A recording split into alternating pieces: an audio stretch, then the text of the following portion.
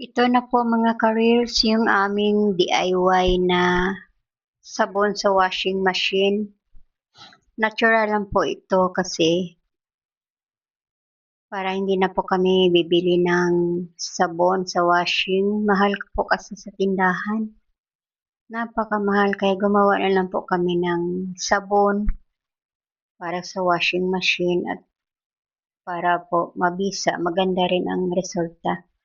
Kaya allergy kasi yung mga tao rito, may mga allergy pagka sabon na binibili. Kaya gumagawa na lang. Si madam, gumawa na lang ng sabon. Nag-DIY na lang siya.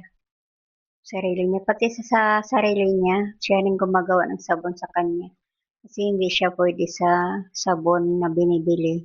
Marami siyang allergy. Siyempre, Singaporean. Bawal sa sabon dito sa atin, di ba?